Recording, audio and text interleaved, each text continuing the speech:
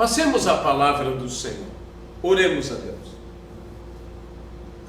Deus Todo-Poderoso, nós te pedimos agora que o Senhor possa nos abençoar e ajudar a transmitir a tua palavra segundo a tua vontade, segundo o teu querer. Fala, ó Deus, aos nossos entendimentos, aos nossos corações, e desperta-nos para que possamos transmitir a tua palavra na autoridade das Sagradas Escrituras.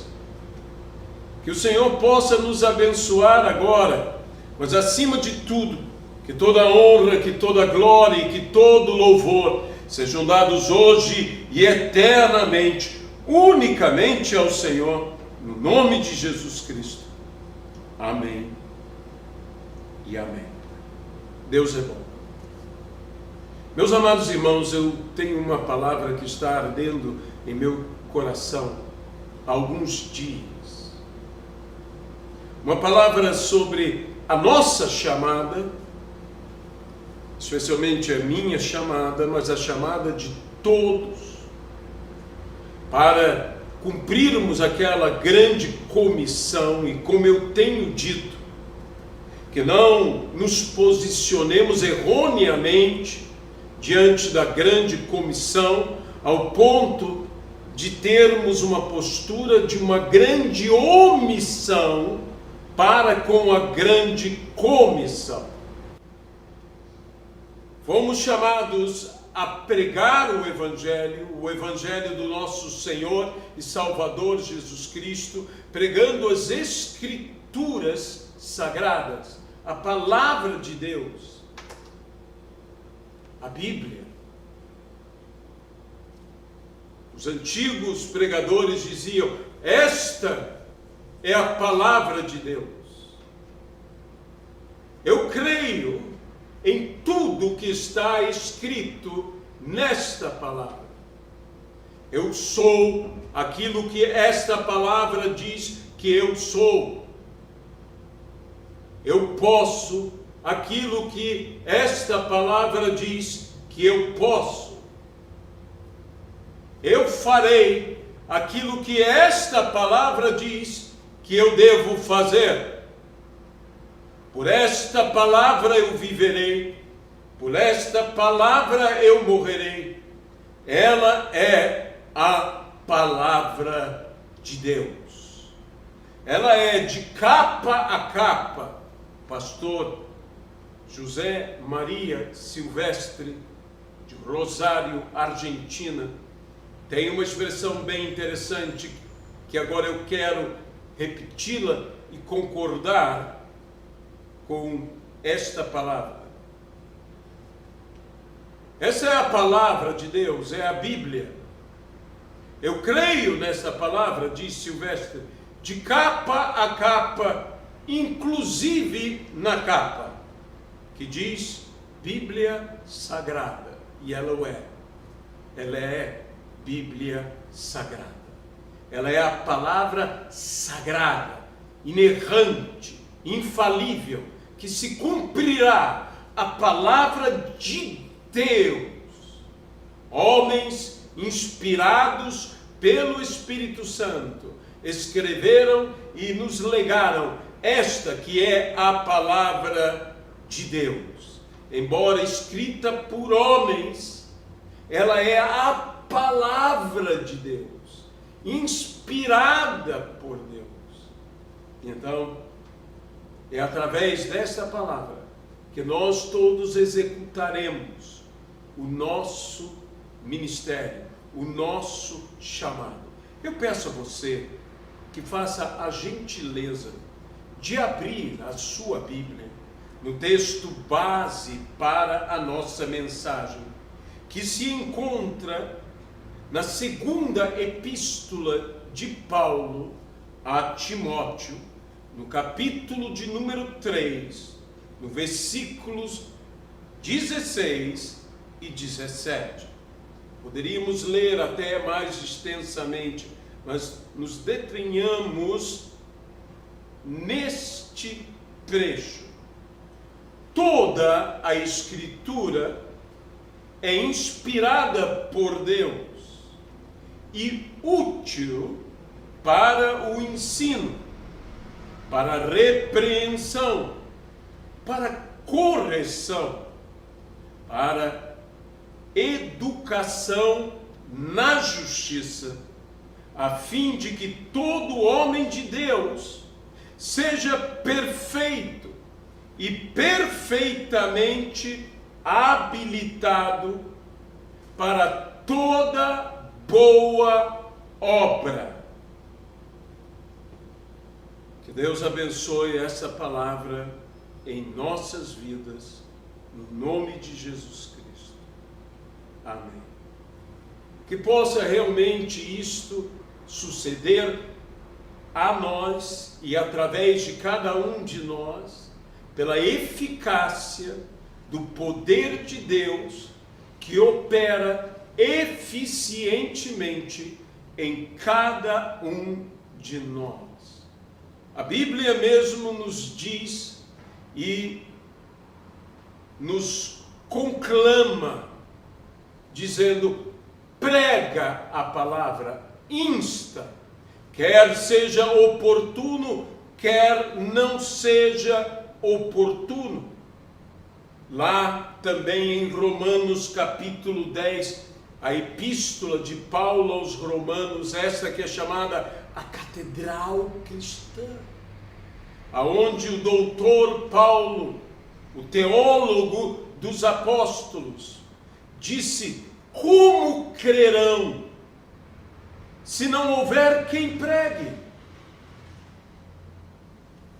E ainda diz: a fé vem pela pregação, em algumas versões pelo ouvir, e o ouvir a palavra de Deus, mas a fé vem pela pregação, e a pregação pela palavra de Cristo.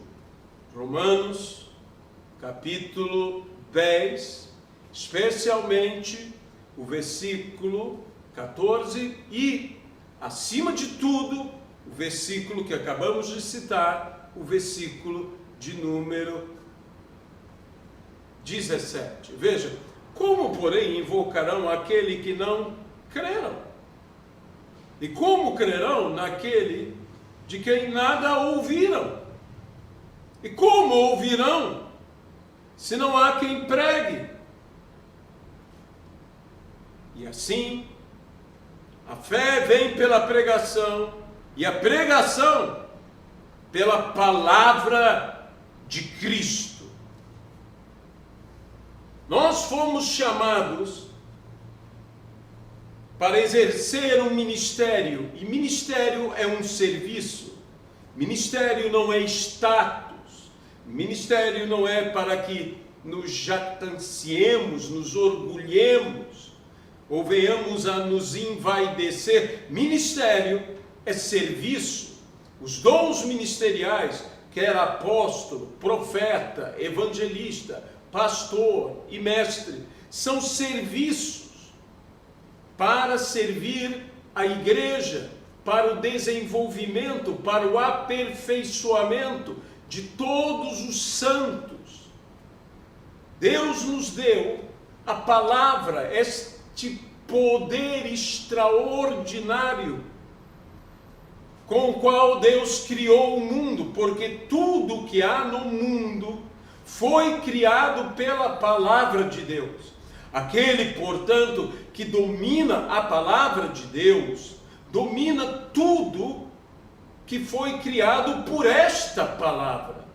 E nós recebemos então de Deus o que anjos gostariam e não podem fazer: o privilégio de pregar a palavra do Evangelho, as boas novas de salvação, as boas novas para todos. Fomos chamados para transformar vidas, e para transformando vidas, transformar famílias, transformar realidades, transformar sociedades, transformar cidades, transformar transformar nações. E para que isto pudesse ser levado a bom termo, Deus nos capacitou com as armas da luz, quer ofensivas, quer defensivas, que são poderosas em Deus para levar toda a alma cativa aos pés de Cristo.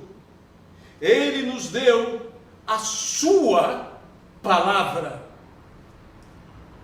Ele nos confiou para que pregássemos e salvássemos pela loucura da pregação, pregando a Cristo. Cristo é o nosso tema, o Verbo encarnado, Cristo crucificado, Redentor, Salvador, Libertador, Senhor de nossas vidas, Cristo ressurreto, que nos redime, que nos restaura, e com Ele, que é o primogênito de todos, desculpem, os mortos, com Ele, a semelhança de que fomos com Ele sepultados, com Ele também ressuscitamos. Ressuscitamos. Como crerão, se não houver quem pregue? Veja bem, a fé, meus irmãos, traz à existência aquilo que não existe. A fé é um poder criador e realizador. A fé não é um elemento mágico para que nos seja dado a fim de que a nossa vontade seja feita. A fé é um dom de Deus que nos é dado, que nos vem pelo ouvir e ouvir a palavra de Deus, para que nós tenhamos o poder de fazer, de viver, de realizar a vontade de Deus. Deus me dá a fé para que eu possa viver e fazer a vontade de Deus. E a vontade de Deus é que todo homem seja salvo e chegue ao pleno conhecimento da verdade. E já que conhecereis a verdade, e a verdade vos libertará. O pleno conhecimento da verdade implica numa total, numa plena libertação. Talvez a palavra bíblica que mais represente o pregar seja o anunciar. E o anunciar também pode ser traduzido como o proclamar, como o declarar. Declarar em bom e alto som. Até mesmo na ceia, quando diz anunciamos, é uma declaração. Não é apenas um anúncio qualquer.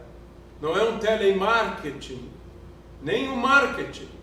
É um anúncio, é uma proclamação de um decreto real, irrevogável, não meu, não teu, mas do Rei dos Reis e Senhor dos Senhores, do Deus, o Criador dos céus e da terra, o nosso Senhor, o nosso Salvador e Pai, Jesus Cristo, a quem amamos de todo o nosso coração. A sua palavra é lei, a sua palavra se cumpre.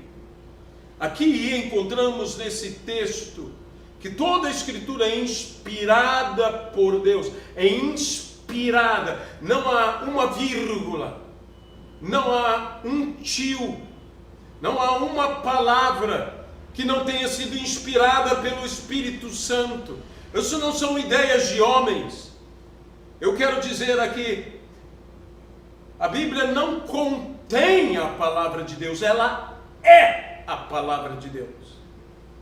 Ela é toda, não há uma parte dela que não seja inspirada. Toda a Escritura é inspirada, e ela é útil, benéfica, vantajosa é o sentido da palavra útil. Não é apenas o sentido da utilidade, mas é o sentido do benefício. Ela é benéfica, ela é a nossa vantagem. Você tem uma vantagem, e a sua vantagem é essa palavra inspirada. Ela é útil para o ensino. Essa palavra ensino aqui é a palavra doutrina. Quando Jesus fala sobre fé, diz: se tiverdes fé, direis a este monte, move-te daqui para colar, e assim será contigo. Essa é uma palavra de Jesus. E uma das palavras para mestre, ou uma das expressões ou identidades do homem que tem autoridade na palavra, o doutor na palavra, o doutrinador, que nós chamamos o doutrinador. Aquela palavra que chamaram a Jesus mestre na tempestade, e diz: até o vento e o mar lhe obedecem, ou seja, se rendem, obedecem a sua palavra, a sua doutrina. Os mestres doutrinadores são chamados os que movem montanhas. Fé e palavra estão ligados. Nós somos os transformadores da realidade, os que doutrinam os elementos, os que doutrinam a natureza, os que doutrinam o vento e o mar. Se tiverdes fé, direis a esta montanha, os que são os removedores de montanhas. Útil para o ensino e para a repreensão. Repreender não é apenas arretar. Repreender é aquele que apresenta prova e evidência convincentes. Eu me lembro do que diz as Escrituras sobre encher a casa do Senhor. Diz: saí pelos caminhos, obrigai-os a entrar, para que fique cheia a minha casa. Esse obrigai-os não é uma questão de violência física, de força, mas é com argumentos incontestáveis, convincentes, irrefutáveis, leva a uma convicção. E isso nos faz lembrar a ideia de, inclusive, condenação, porque é o Espírito Santo que nos convence do pecado, do juízo e da justiça. E assim nos leva ao que? A esta mudança. E há uma coisa maravilhosa: quem atende à repreensão não tem necessidade de punição, do castigo. Mas essa palavra também é boa para o quê? Para a correção. Essa correção não é apenas acertar algo, ou mesmo, como eu disse, corrigir no sentido de castigar, mas é no sentido de corrigir, aprimorando, aperfeiçoando, mais do que consertar, melhorar, aperfeiçoar. Essa é a correção. É como se nós disséssemos aquele ajuste fino para ficar perfeito, o tom certo, a medida certa, levando-nos a uma perfeição pela palavra de Deus, aprumados com a sua palavra. Diz-nos então exatamente isto, para educação na justiça, a fim de que todo o homem de Deus seja perfeito e perfeitamente habilitado para toda boa obra. Educação na justiça. Começa ensinando e termina educando. A palavra de Deus não só ensina, a palavra de Deus educa. Ela treina, ela instrui, ela capacita moralmente, ela nos capacita totalmente. É uma ideia tanto de retidão como de integridade, retos, sem desvios, íntegros, ou seja, inteiros, com fidelidade e com lealdade. Isso para que todo homem de Deus seja perfeito. O que é esse perfeito? Nós podemos dizer que perfeição é algo aos nossos olhos inatingível. O que estava Paulo querendo dizer como perfeito? Sendo que a Bíblia nos diz: sede perfeitos. Perfeitos como perfeito é o vosso Pai Celeste. Perfeitos como o Pai é perfeito. Sede santos. Por quê? Porque Deus é santo. Essa é uma perfeição que nos leva rumo ao quê? A uma santidade. Perfeitos como Pai, santos como Deus, que é nosso Pai. Quando se fala perfeito aqui, se fala capaz, se fala eficiente, se fala completo, capaz, eficiente, para o quê? Completo, para toda boa obra, completamente capaz, completamente habilitado, perfeito, para toda boa obra. E a Bíblia diz: para que os homens, vendo as vossas boas obras, glorifiquem ao vosso Pai que está nos céus. Obras da fé. E essas obras da fé têm que surgir por meio da fé. E a fé tem que surgir por meio da pregação da palavra de Deus.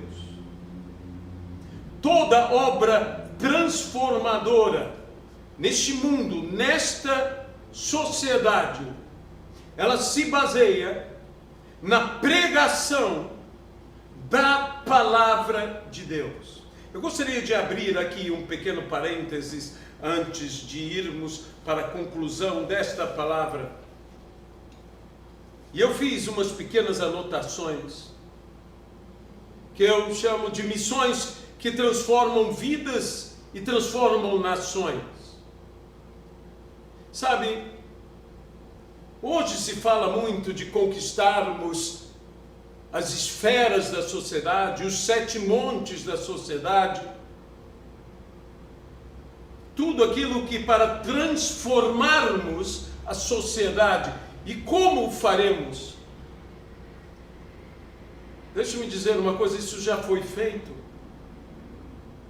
Temos um exemplo histórico dentro da história da reforma, através do grande reformista, do homem que colocou realmente uma diferença teológica dentro da igreja, um exemplo para todos nós, João Calvino. Um exemplo histórico disto que estou dizendo foi o trabalho de Calvino em Genebra. Genebra era uma cidade que até hoje se localiza em meio do cruzamento de várias estradas importantes que ligam diversas nações. Nós temos ali acessos a França e da França, a Itália, a Alemanha, a Áustria. E por causa disso, Genebra se tornou um centro de trocas de bens e de ideias, que levou a ser uma cidade de grande influência na Europa. Hoje ela é uma espécie de capital diplomática do mundo. Sim, é Genebra, para não dizer a Suíça. Durante a Idade Média, Genebra era uma cidade selvagem, de ruas sujas. Suas ruas fervilhavam de pessoas que passavam por ali, oriundas de todos esses países que eu já citei: França, Itália, Alemanha, Áustria e países mais distantes, com mais hospedagem per capita que qualquer outra cidade de sua época. Genebra, cheia de políticos corruptos, de espiões e de vários problemas, com prostituição, prostíbulos. Era uma cidade tão suja que ela era conhecida como a cidade fedorenta, a cidade mais fedorenta de toda a Europa. Ninguém pode imaginar uma coisa dessas, conhecendo Genebra hoje. Havia uma grande decepção em Genebra com a hipocrisia religiosa. O povo estava cheio de perguntas, mas eles não tinham respostas. Quem lhes daria respostas? Foi então que surgiu uma figura, um reformista, um evangelista, chamado William Farel, ou melhor, Farel. Farel era conhecido como Ruivo, um evangelista francês de temperamento forte, que sacudiu a cidade com a sua palavra. Froment, outro pregador, disse: nós devemos reformar a igreja para que possamos reformar a nação. Farel foi buscar a Calvino, dizendo a este que Genebra precisava dele, porque Farel era um evangelista. Ele dizia assim: eu sou um evangelista apostólico, e o que Genebra precisa é de você, Calvino, um edificador, um pastor mestre. Calvino era um homem de saúde frágil e disse que precisava descansar e estudar.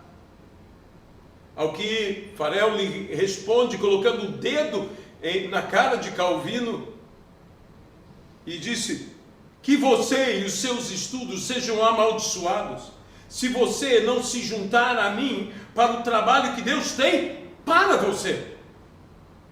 Essa palavra causou tal impacto em Calvino que ele aceitou o convite e fez o compromisso de dedicar a sua vida ao ministério de Deus em Genebra. O esforço de Calvino foi o de reconstruir a cidade sobre os fundamentos das veredas bíblicas. Isso marcou a história, porque foi a primeira vez, nós ousamos dizer, que algo assim foi feito fora da história de Israel. Calvino se tornou uma espécie de o pastor de toda aquela cidade. Ele se dedicou ao ensino, pregando as Escrituras, e somente as Escrituras. Era a Bíblia, e somente Bíblia. Era a palavra, e somente a palavra. Até naquelas famosas 5 solas de Calvino, uma delas é o quê? Somente a Escritura. só a Escritura. Calvino não era apenas um teólogo, ele ensinou a Bíblia com o objetivo de reconstruir uma nação. Logo, ele era como um edificador, digamos assim, apostólico da nação. Ele influenciou uma cosmovisão, ou com uma cosmovisão, melhor dizendo, bíblica, todas as áreas da sociedade. Mas ele influenciou com a Bíblia. Ele ensinava sobre orientações bíblicas para todas as áreas da vida. Sua influência ultrapassou as fronteiras de Genebra, as fronteiras da Suíça. Ele teve discípulos como Berza, em Lausanne, outra cidade suíça, o qual fundou a famosa Academia para Pastores, para capacitar, para treinar pastores, e desta, alguns voltaram para fazer o mesmo trabalho em Genebra, de onde surgiu o que hoje é a Universidade de Genebra.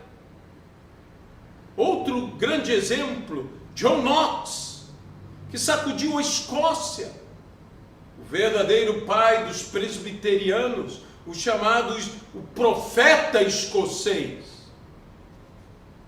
que sacudiu, como eu disse, a escola. Estava a Escócia fazendo o quê? Fazendo na Escócia o que Calvino estava fazendo em Genebra, e logo depois vieram os puritanos ingleses, agindo da mesma maneira, e os puritanos, devido à perseguição, tomaram as embarcações, foram para o Novo Mundo e fundaram, foram os pais fundadores dos Estados Unidos da América do Norte. Tudo construído, afetando nações, através do quê? Da palavra de Deus. Todo o trabalho pode ser resumido de volta à Bíblia, de volta às Escrituras. Genebra passou de uma cidade perdida, mal cheirosa, selvagem, prostituída, corrompida, para uma cidade modelo para toda a Europa.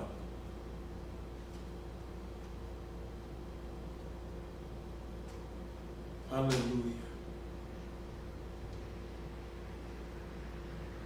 Historiadores dizem que Genebra continuou com a unção de ensinar as nações.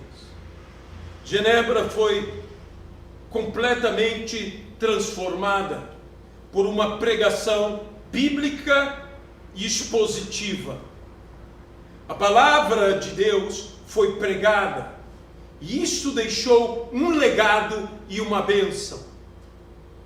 A igreja reagiu o quê? Orando, estudando, ensinando a palavra, sua regra de fé e prática, fé e conduta. As verdades bíblicas entraram em todas as esferas da sociedade. Calvino e os reformistas conseguiram, e se eles conseguiram, eu quero dizer uma coisa: nós também conseguiremos. Nós conseguiremos. O segredo é simples: orar, estudar, meditando na palavra, ensinando a palavra, pregando a Bíblia, os princípios bíblicos, as sagradas escrituras, estando comprometidos em vivermos a palavra de Deus, não sendo meros ouvintes, mas sim praticantes da palavra. Lutero, Calvino, John Knox e tantos outros transformaram suas nações através do quê? Da pregação da palavra de Deus. A metodologia bíblica é esta: preguemos a palavra, mas a palavra. Se proclamarmos a palavra de Deus, a Bíblia mesmo diz, ela não voltará para o Senhor vazia, sem antes ter cumprido o propósito para o qual ela foi enviada, ela foi lançada. Isaías, capítulo de número 55, versículo de número 11. Leia comigo e entenda que este é o segredo: pregarmos as Escrituras e só as Escrituras, centrarmos a nossa palavra dos nossos púlpitos, de nossos lares, e pela pregação. A Bíblia fala pregação, não são debates, não são enquetes, pregação, pela proclamação. Somos embaixadores, proclamamos. Essa palavra não é nossa, é daquele que nos enviou, é Ele quem zela pela sua palavra para fazer cumprir. Veja o que está em Isaías 55, 11, lerei mais uma vez para você. Eu a citei, agora eu lerei. Assim será a palavra que sair da minha boca. Lembre-se que a Bíblia diz o quê? Nem só de pão viverá o homem, mas de toda a palavra que procede da boca de Deus. Não voltará para mim vazia, mas fará o que me apraz e prosperará naquilo para que a designei. Aleluia! Esse é o segredo, eu volto a dizer. Se pregarmos a palavra, se houver fé, a fé é esse poder criador, trará à existência o que não existe, coisas acontecerão.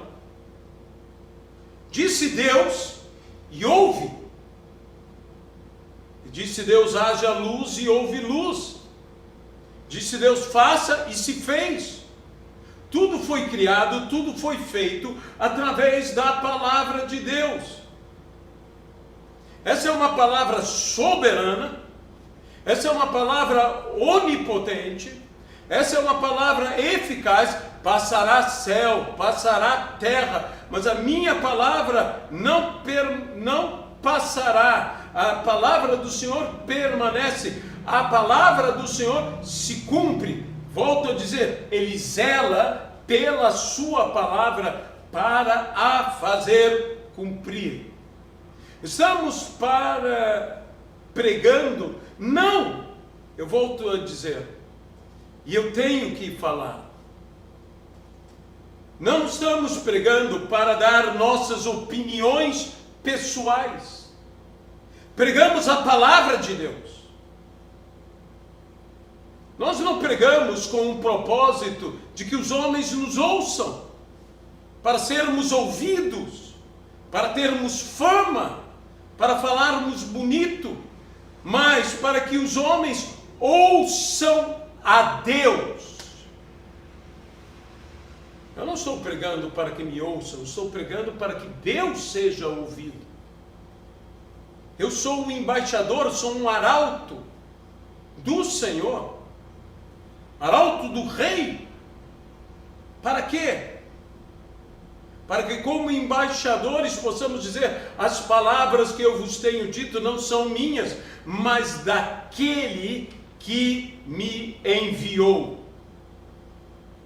Temos que pregar numa total, portanto, dependência do Espírito Santo. Exige de nós o quê? Uma entrega total, uma devoção plena. Não podemos torcer o sentido da palavra. A Bíblia diz, homens jeitosamente torceram ou distorceram a palavra, a verdade. Não. Conhecereis a verdade e a verdade vos libertará. Então, anunciemos a verdade. Preguemos a verdade.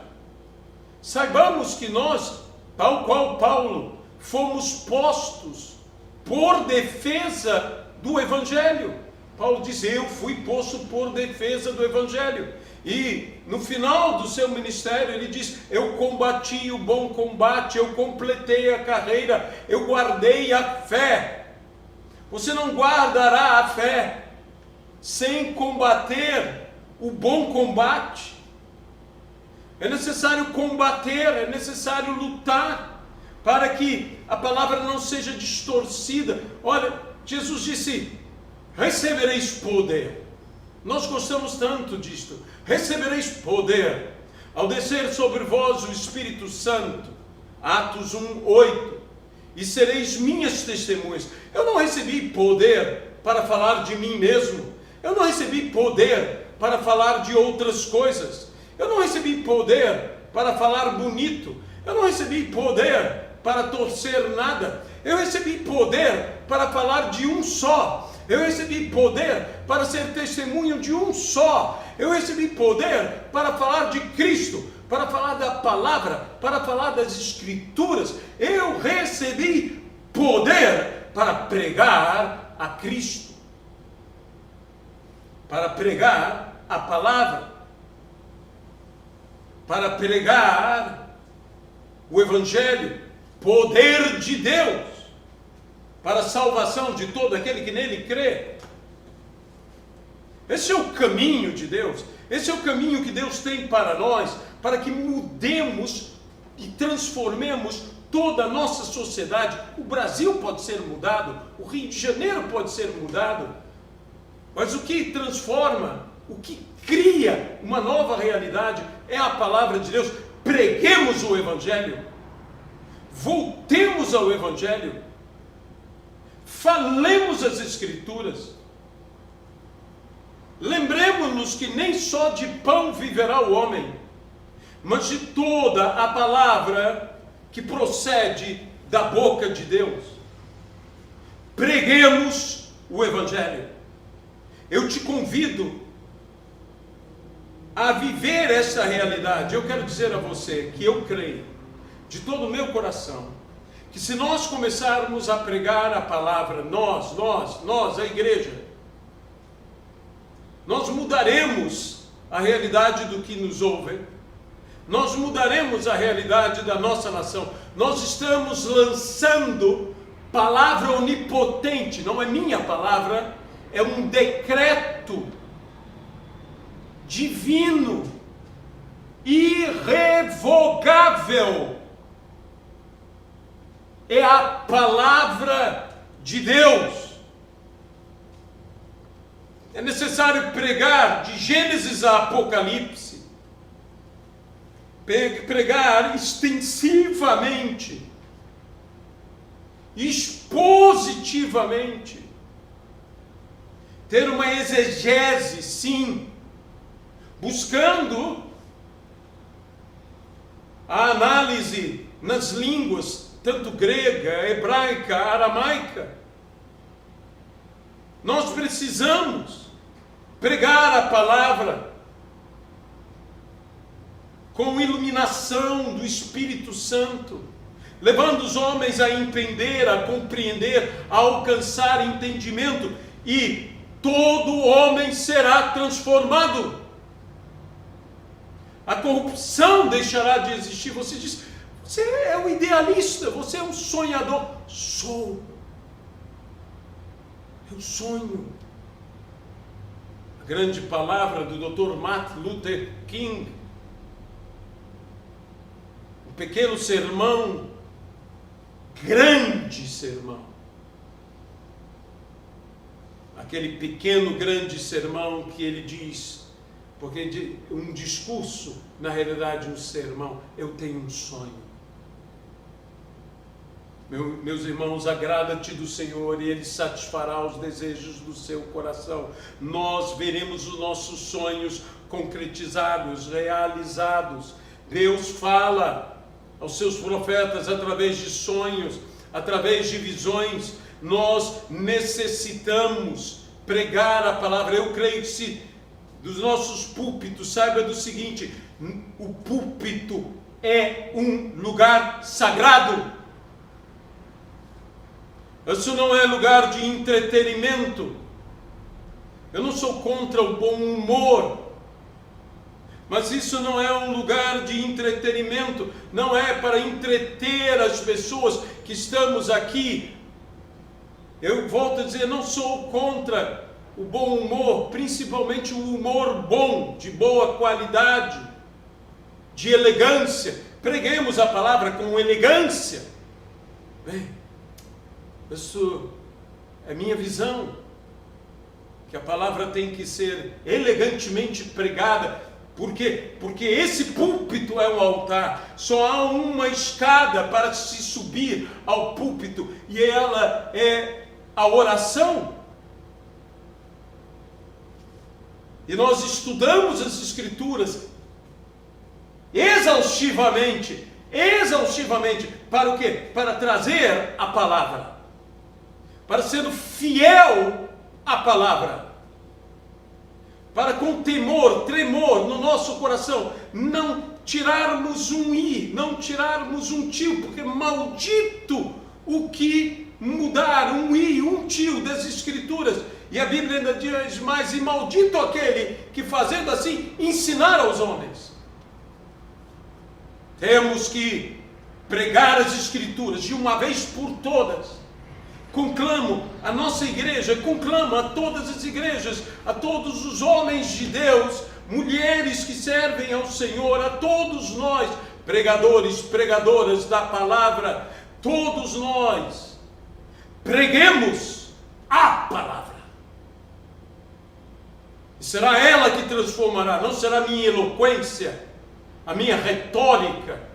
Necessitamos de homens eloquentes, com belas retóricas. Isso é eficiência.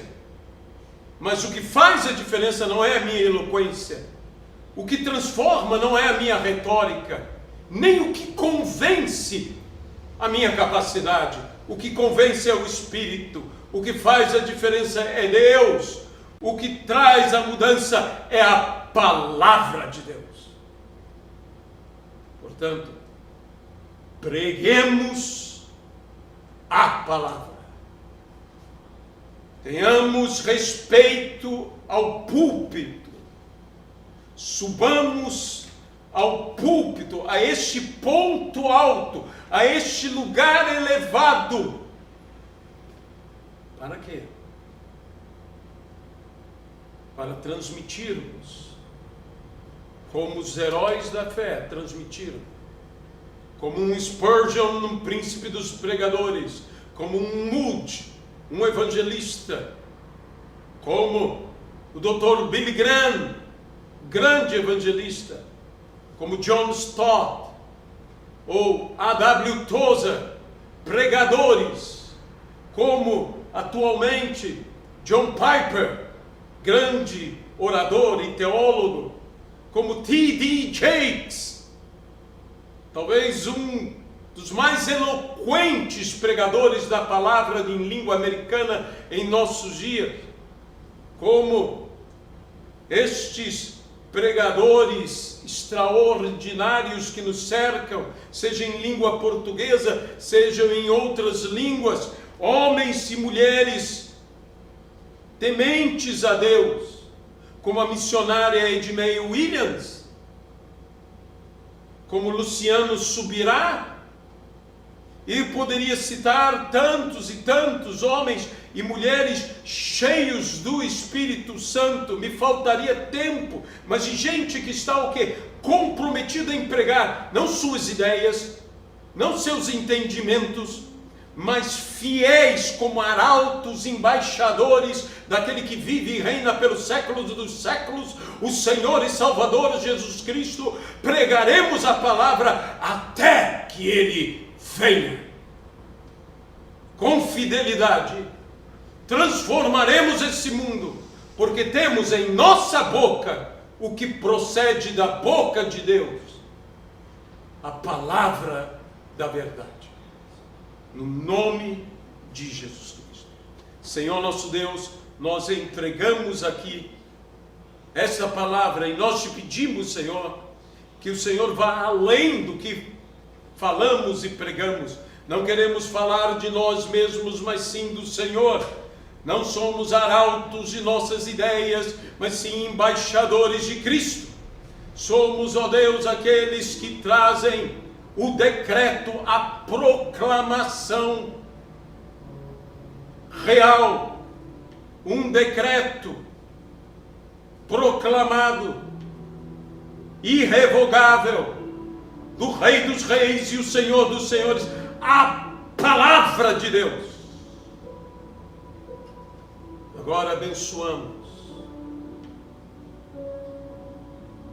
no nome de Jesus Cristo,